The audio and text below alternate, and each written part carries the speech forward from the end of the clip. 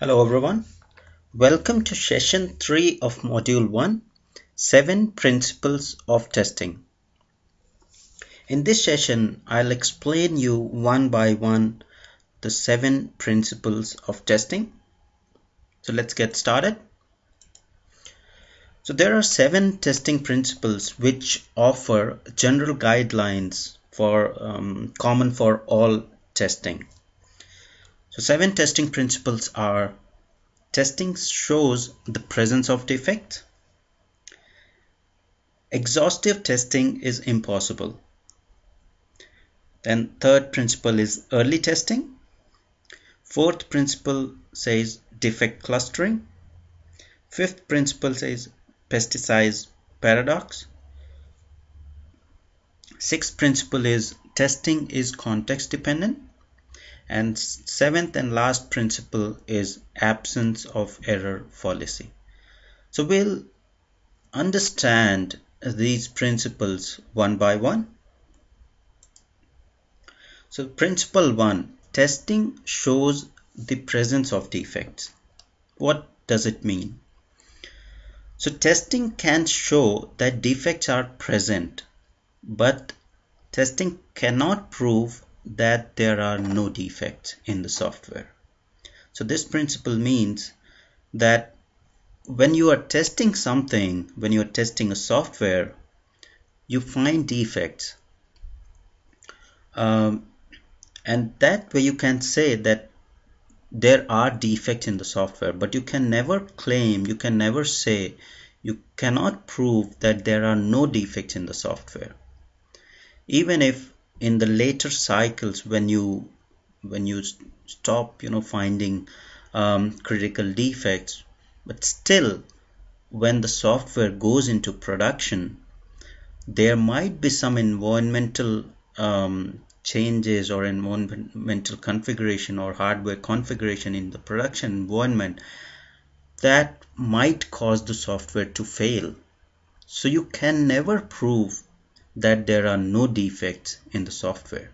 A software can fail anytime. So testing reduces the risk of failure, but it can never prove that your software that you have tested is 100% defect free. Testing reduces the probability of undiscovered defects remaining in the software, but even if no defects are found, it does not prove, it is not a proof of correctness. Okay. So testing reduces the probability of undiscovered defects.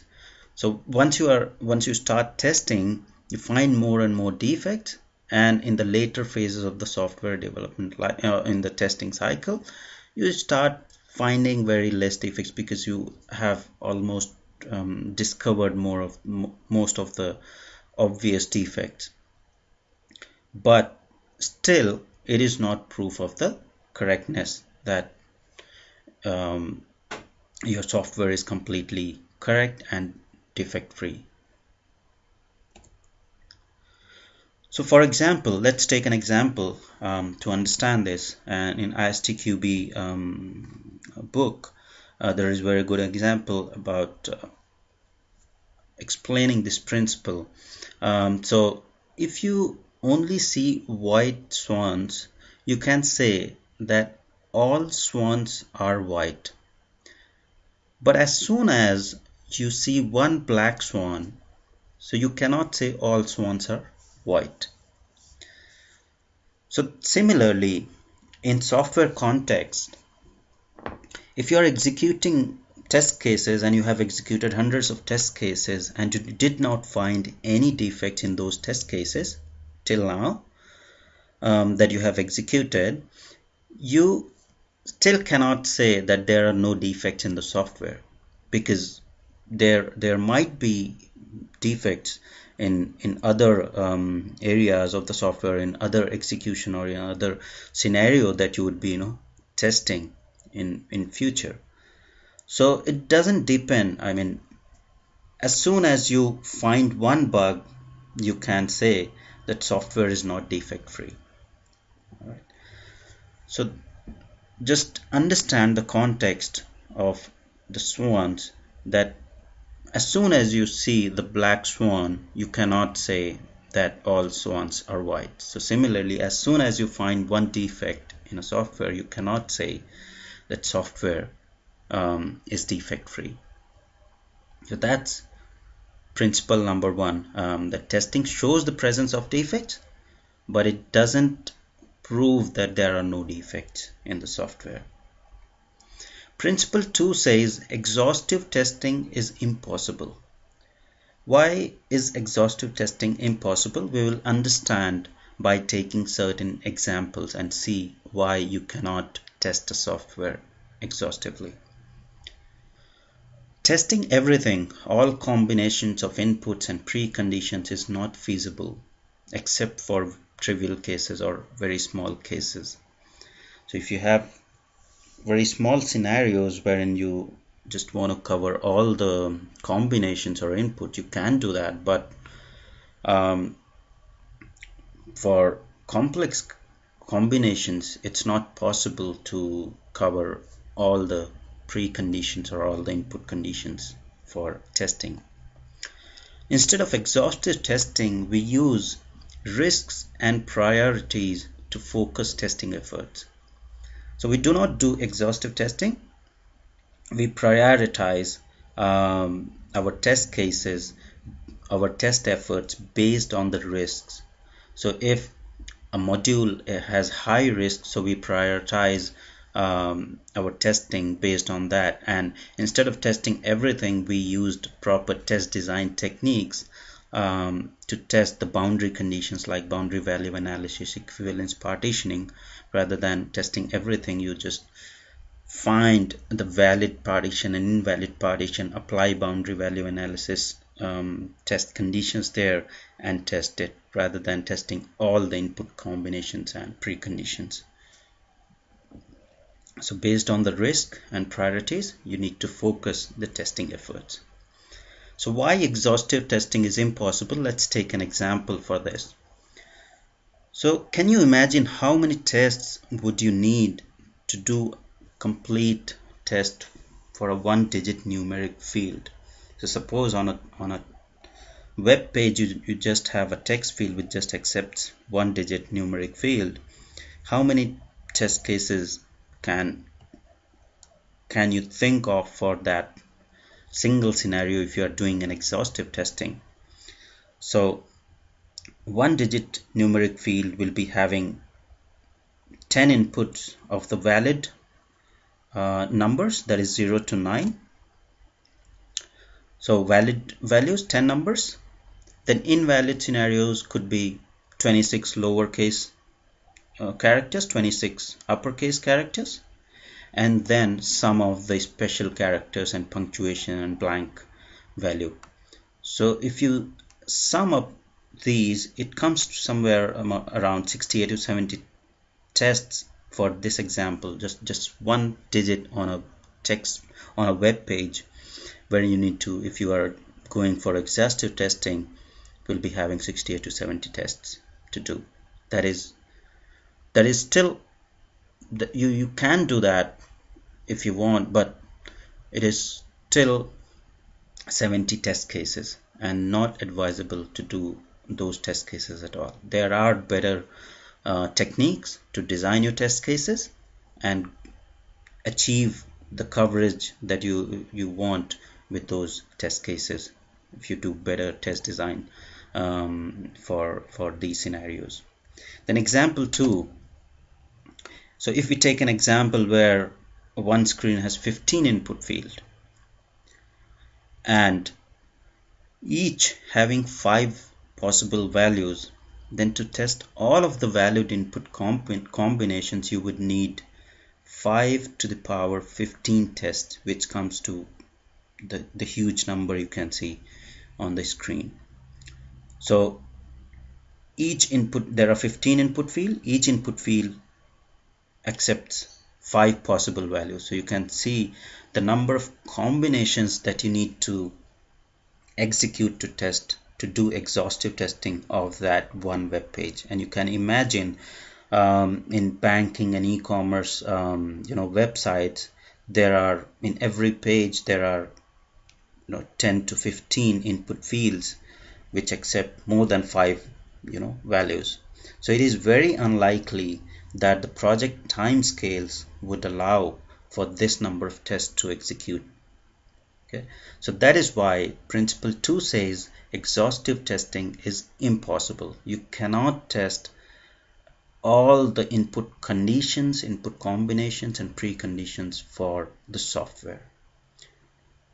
In order to get similar kind of coverage, you need to adopt better test design techniques like equivalence partitioning, boundary value analysis to design your test cases so that you get best coverage for the software. Principle 3 says early testing. Testing activities should start as early as possible in the software development lifecycle and should be focused on defined objectives. So early testing is the key for better quality software. If you do not start testing early, the quality of software is definitely going to be affected. You cannot expect a better quality software if you do not start testing early. Okay, so this is pretty self-explanatory. That testing activities should start as early as possible in SDLC.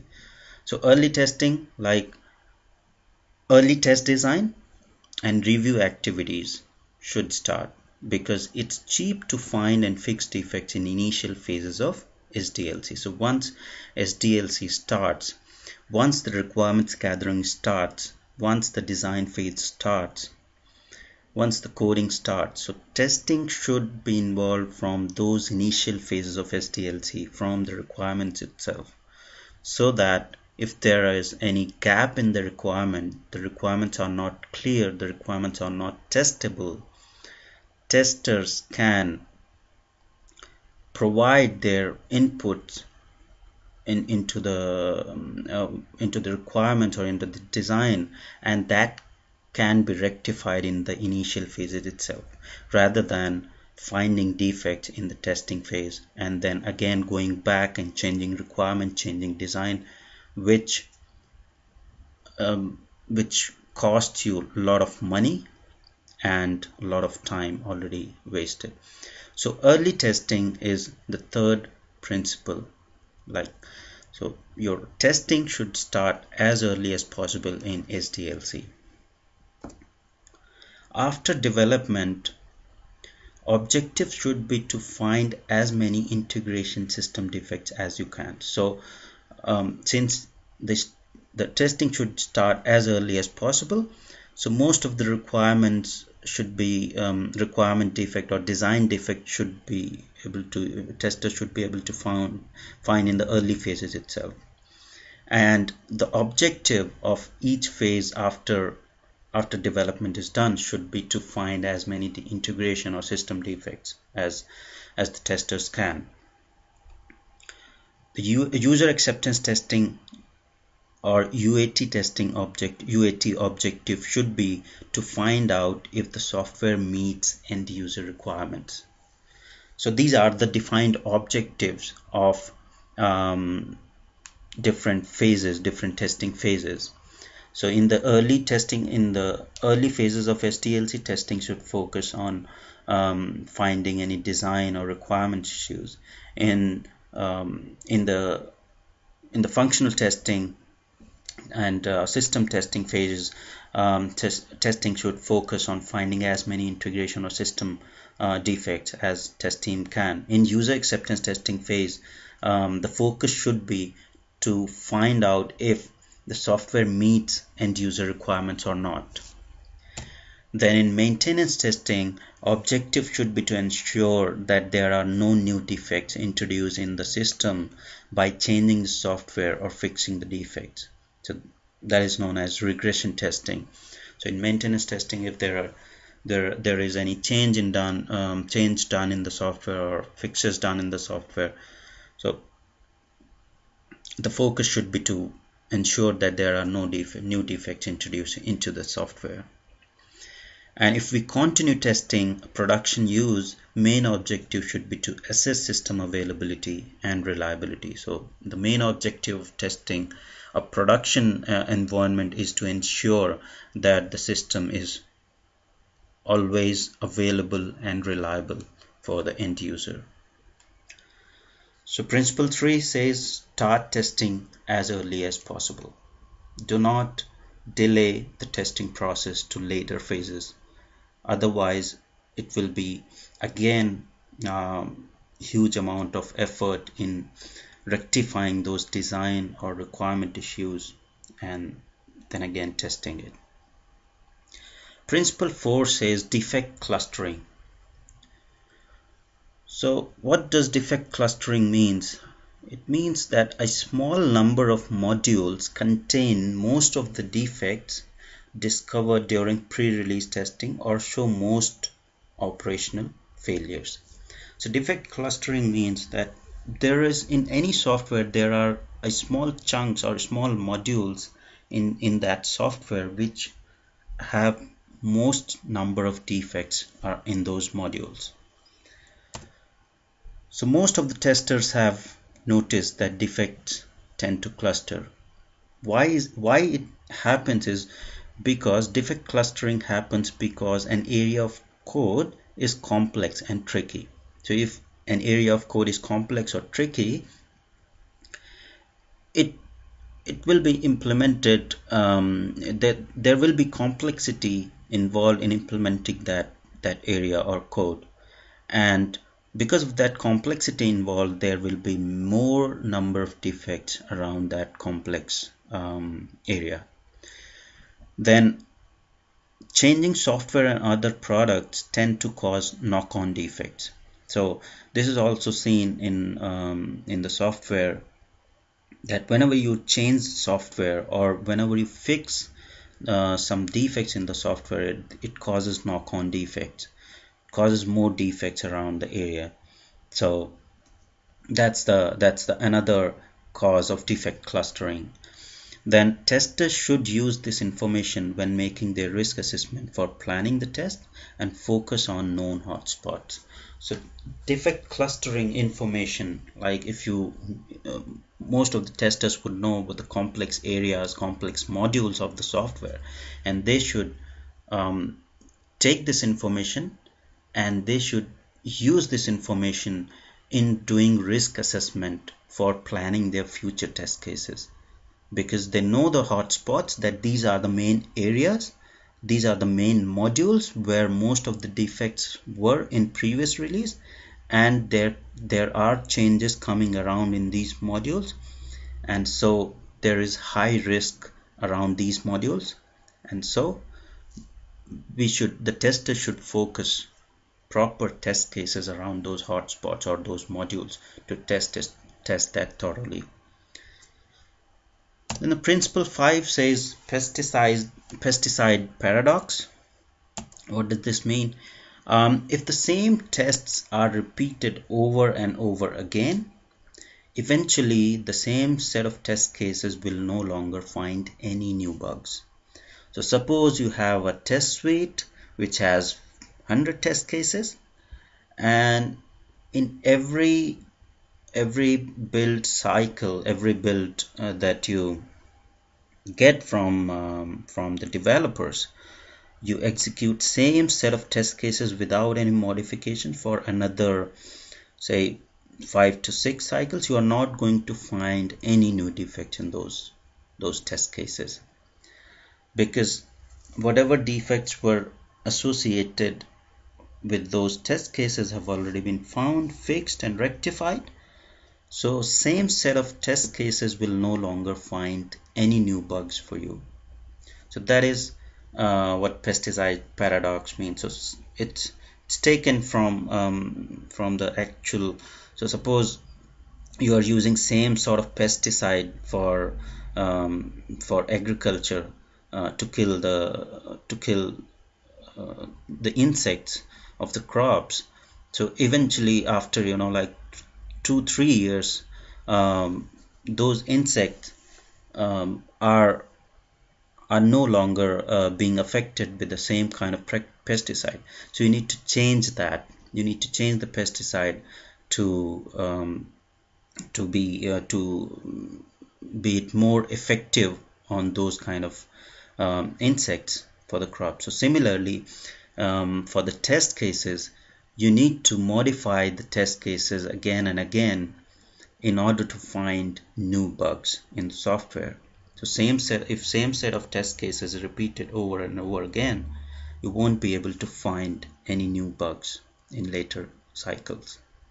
So to overcome this pesticide paradox, the test cases need to be regularly reviewed and revised, and new and different tests need to be written to exercise different parts of the software or system to potentially find more defects.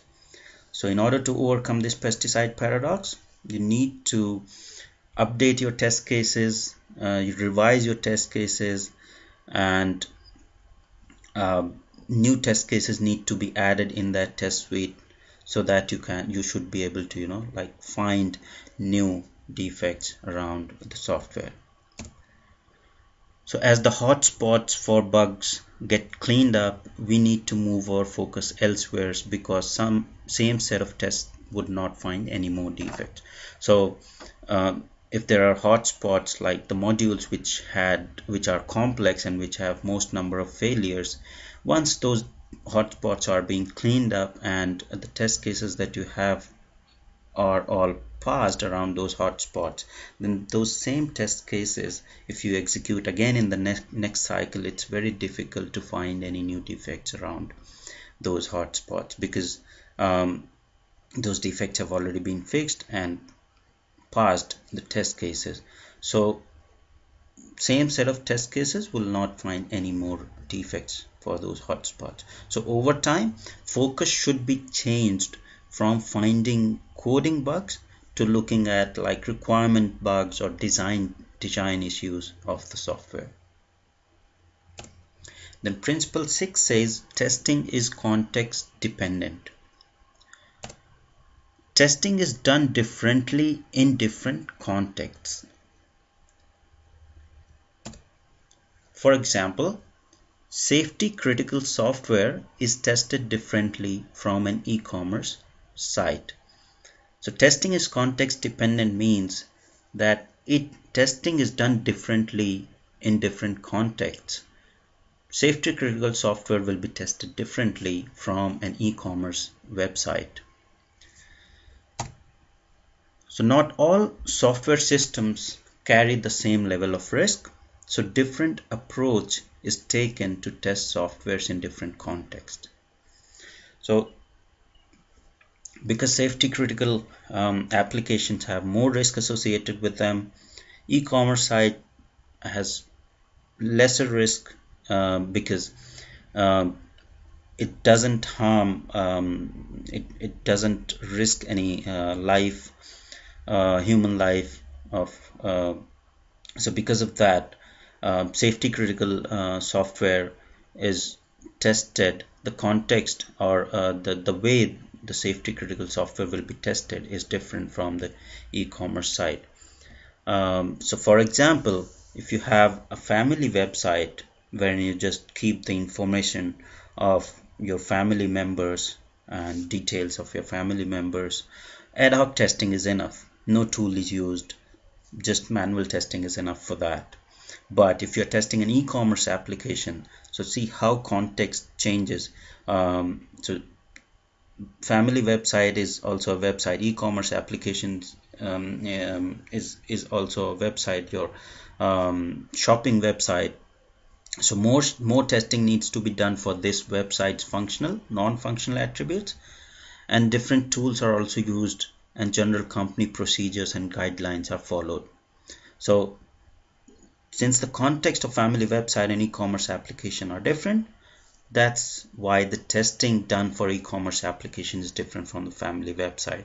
So similarly, if you take traffic control system, testing is done completely in different way, and different set of tools and technologies are used to test traffic control system, and much more strict testing guidelines need to be followed strict entry and exit criteria needs to be followed for traffic control system, because it's very critical system and human lives are dependent on this traffic control system. It can cause severe, if there are failures in the traffic control system, it can cause severe damage to property and life of the people.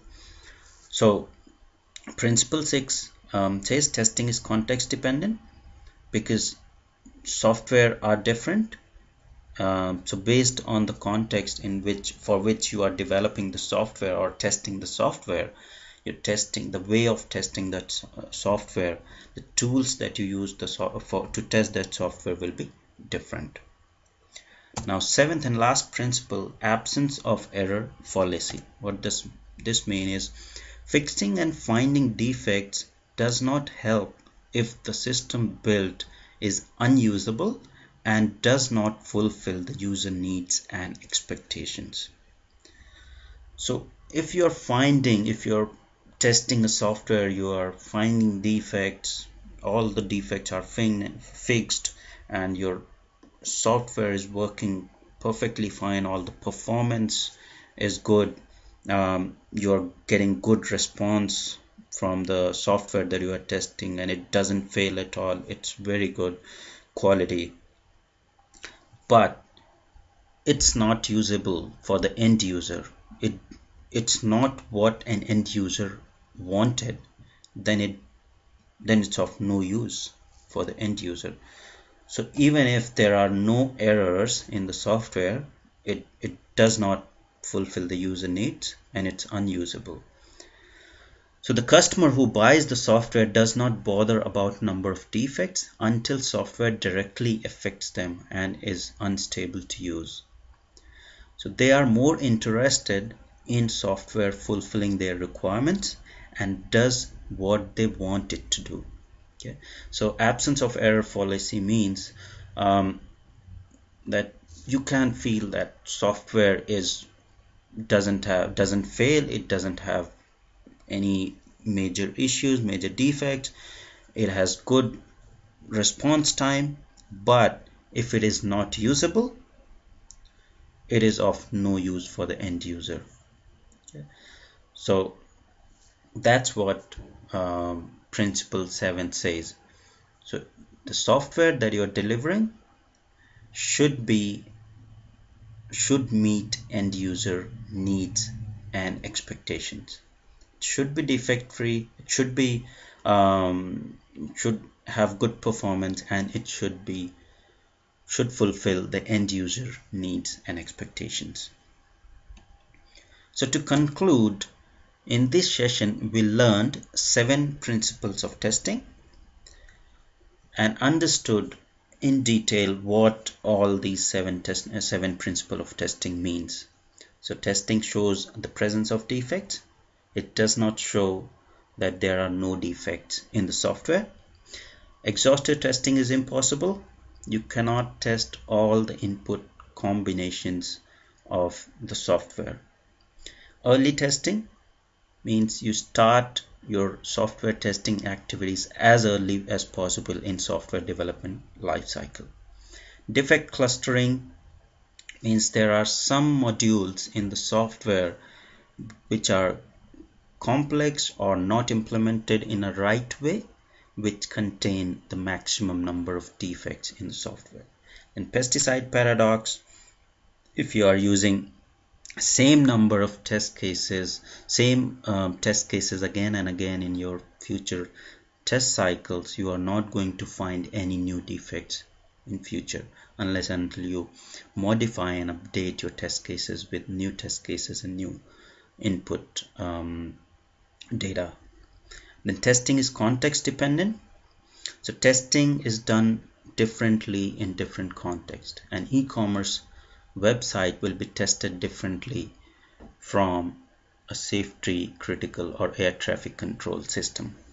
Then absence of error fallacy is the last principle, which says that the software that you are delivering should be usable, even if it has no defects and it does not fail, if it is not user friendly and if it is not what an end user wants, then it makes no sense to deliver that software. So the software should be easy to use, defect free, and should do what an end user wants to do. So these are all 7 principles of testing. Thank you.